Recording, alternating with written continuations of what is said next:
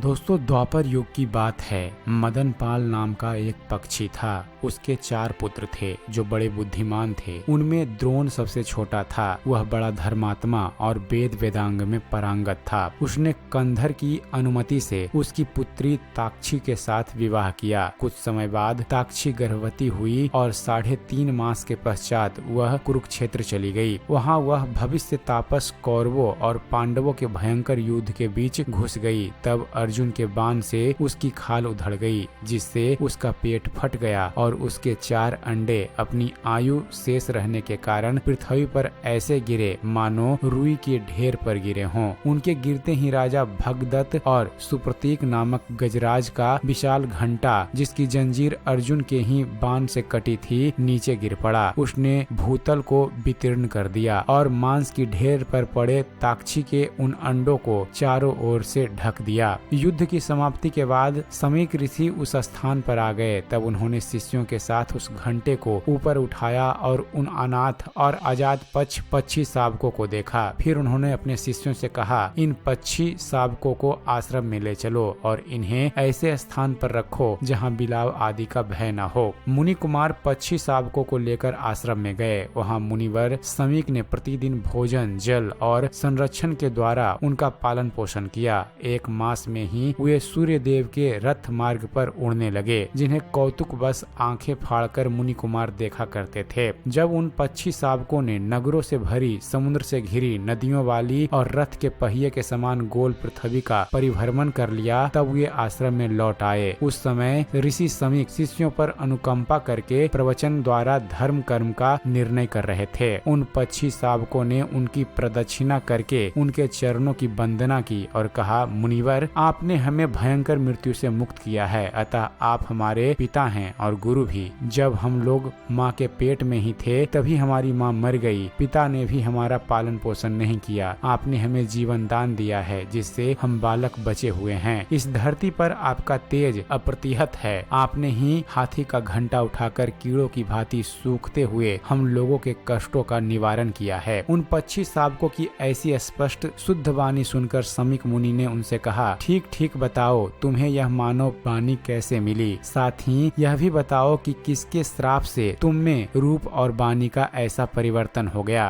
पक्षियों ने कहा, विपुल स्वान नाम के एक प्रसिद्ध महामुनि थे। उनके 2 पुत्र हुए, सुक्रिस और तुम्ब्रु। हम चारों यतिराज सुक्रिस के ही पुत्र हैं और सदा विनम्रता पूर्वक व्यवहार और भक्ति भाव से उन्हीं की सेवा शुश्रूषा में लगे रहे। तब श्रवण में लीन अपने पिता सुक्रुस मुनि की इच्छा के अनुसार हमने समिधा, पुष्प और भोज्य पदार्थ सब कुछ उन्हें समर्पित किया है। इस प्रकार जब हम वहाँ रहते रहे, तब एक बार हमारे आश्रम में विशाल देहधारी, टूटे पंख वाले, वृद्धावस्था से ग्रस्त, ताम वर्ण के नेभों से युक्त शिथिल शरीर पक्षी के रूप में देवराज इंद्र पधारे। वे सुक्रिस ऋषि की परीक्षा लेने आए थे। उनका आगमन ही हम लोगों पर श्राप का कारण बन गया। पक्षी रूपी इंद्र ने कहा, वज्य विप्रवर, मैं बुभुक्षित हूँ, आप मेरी प्राण रक्षा करें। मैं भोजन की याचना करता हूँ। आप ही हमारे एकमात्र उद्धारक हैं। मैं विंध्याचल के शिखर पर रहने वाला हूँ, जहाँ से उड़ान भरने वाले पक्षियों के पंखों की वेग युक्त वायु से मैं नीचे गिर पड़ा। गिरने के कारण मैं सप्ताह भर बेसुध पृथ्वी पर पड़ा रहा। 8वें दिन मेरी चेतना लौटी। तब क्षुधा पीड़ित मैं आपकी शरण में आया हूँ। मैं बड़ा दुखी हूँ। मेरा मन बड़ा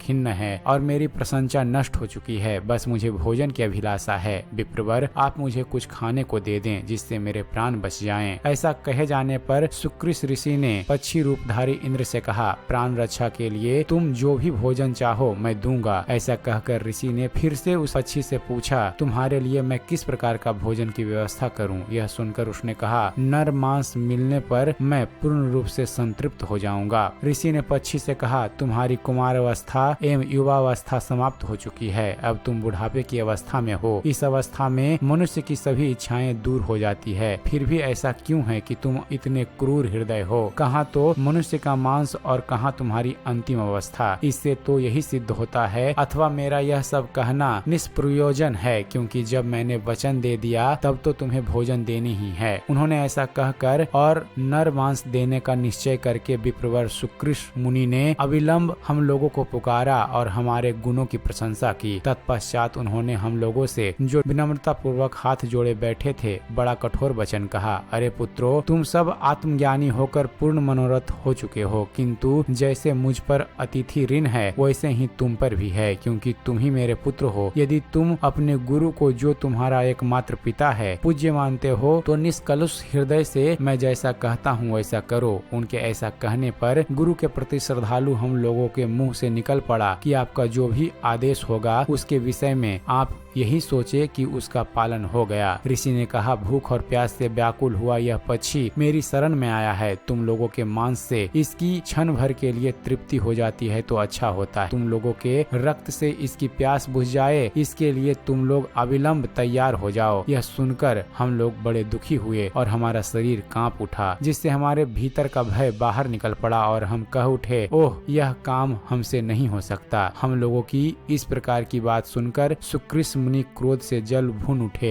और बोले, तुम लोगों ने मुझे वचन देकर भी उसके अनुसार कार्य नहीं किया, इसलिए मेरी साफ अग्नि में जलकर पक्षी योनि में जन्म लोगे। हम लोगों से ऐसा कहकर उन्होंने उस पक्षी से कहा, पक्षीराज, मुझे अपना अंत्योष्टि संस्कार और शास्त्रीय विधि से श्राद्ध आदि कर लेने दो। इसके बाद तुम निश्चिंत होकर यहीं मुझे खा लेना। मैंने अपना ही शरीर तुम्हारे लिए भक्ष्य बना दिया है। आप अपना योग बल से अपना शरीर छोड़ दें, क्योंकि मैं जीवित जंतु को नहीं खाता। पक्षी ने कहा। पक्षी के इस वचन को सुनकर मुनि सुकृत योग युक्त हो गए। उनके शरीर के त्याग के निश्चय को जानकर इंद्र ने अपना वास्तविक शरीर धारण कर लिया और कहा, विप्रवर, आप अपनी बुद्धि के ज्ञातव्य वस्तु को जान लीजिए। आप महाबुद्धिमान और परम पवित्र हैं। आपकी परीक्षा लेने के लिए मैंने यह अपराध किया है। आज से आप में इंद्र अथवा परमेश्वर युक्त ज्ञान प्रादुर्भूत होगा और आपके तप, श्रवण तथा धर्म क्रम में कोई विघ्न उपस्थित न होगा। ऐसा कहकर जब इंद्र चले गए तब हम लोगों ने अपने क्रुद्ध पिता